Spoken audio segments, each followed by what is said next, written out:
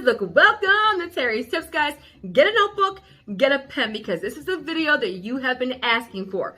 5 steps to get approved, y'all, for a business line of credit. Guys, a business line of credit is like the best funding you will ever get. It's super flexible, it's revolving, it's unsecured for this kind I'm talking about, and it replenishes when you pay it back, and it actually increases super quickly, guys. So I don't care if you are a big business, small business, a self-employed entrepreneur, side hustle, investor, a goal for everybody should be to get a business line of credit, because all businesses, big and small, need capital to run. So in this video, I'm going to outline the 5 steps, and I'm actually going to also give you like some best practices and some tips in each step. Now, pause. Guys, one of my personal goals is to grow our Terry's Tips community. Let's become financially free together. So if you get value from this video or any of my videos, I would love for you to subscribe, hit the notification bell, and share this, guys, to your social media, with your family, your friends, your network. It's time to get financially free. So, pre-step.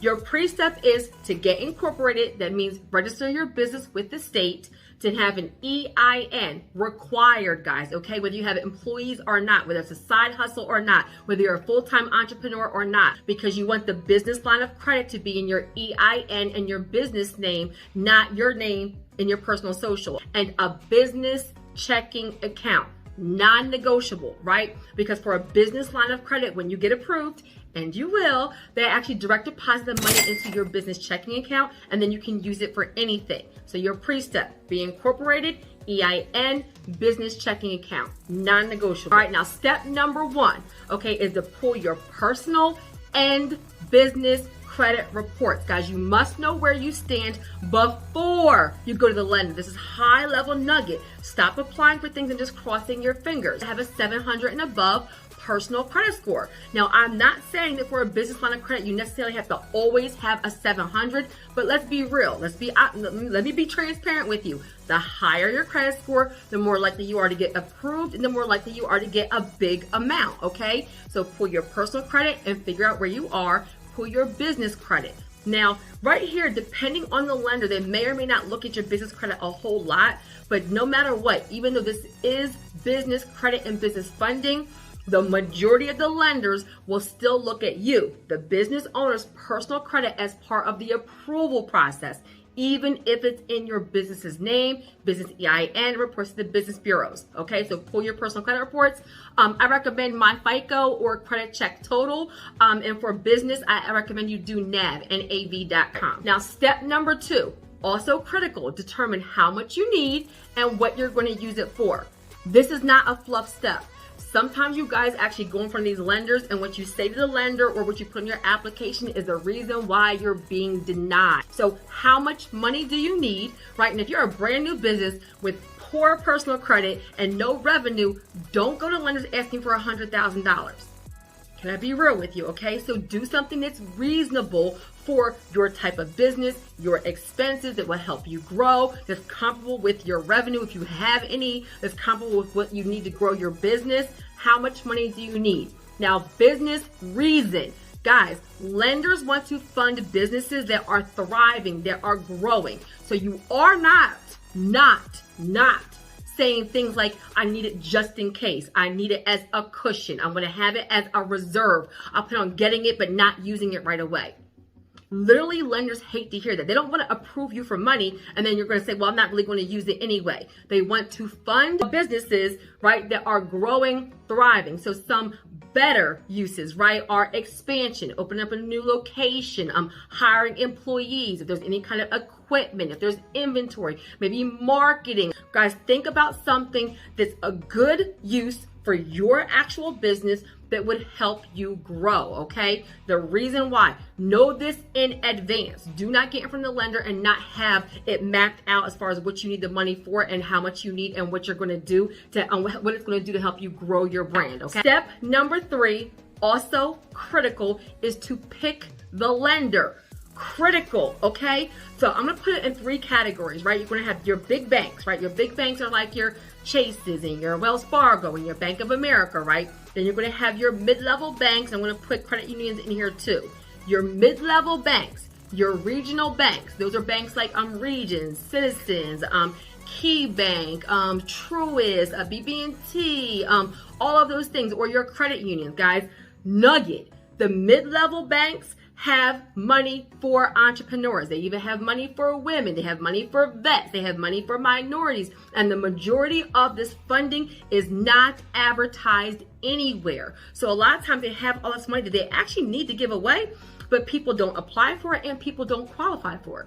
Come on, somebody, okay? So these mid-level banks, if you have a relationship with the mid-level bank, then you want to go there over some of the bigger banks, because for some of the bigger banks, you need to have impeccable credit, 750, 800, and they want to see a good amount of revenue. The mid-level banks and credit unions, if your credit union has a business line of credit, were much more likely to approve you and work with you. And then the third tier is going to be your fintech companies. Now, what is a fintech company, right? I talk about them all the time. A fintech company is an alternative lender, private lender that actually specializes in funding small businesses. I talk about them a ton. They have way less documentation, much lower requirements. They fund quickly, a day, 2 days, 3 days. And they're much more likely to work with somebody if they don't have perfect credit, perfect revenue, brand new businesses, right? Super flexible. Sometimes they will have a higher interest rate, right? Because they're working with businesses, entrepreneurs, investors are a little bit higher risk. But it's worth it because you're going to put the money into something income producing, because we're building wealth, not getting into debt, and then you grow that relationship and then pick your lender. Now, in this step where you're picking the lender, you're also going to do your research. That means look on their website. So find out, based on the different lenders, what is it they're requiring to actually approve you. Now, okay. Step number 4 is to make sure you meet those requirements. That means that they tell you you have to be in business for 6 months and you've been in business for 5, well, you're waiting 30 days before you apply. You're not going to go for it right now. That means that they tell you you must have a 650 credit score and you only have a 620. Well, you're working on your credit to get it to a 650 before you apply.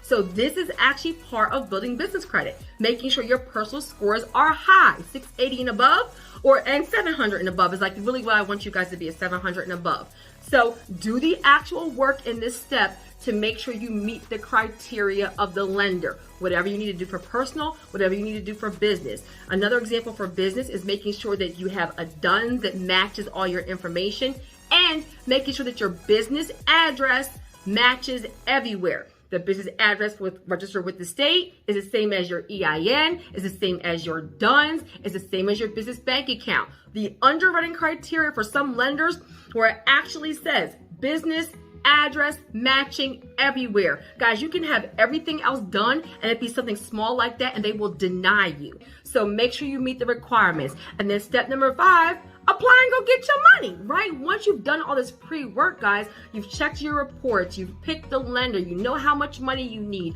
you know what you're going to use it for, you've made sure you meet the requirements, go get your money. All you do is get approved for a business line of credit, and then what you use it for is 1,000% up to you. Guys, so I hope that helped. And for my nugget, repetition.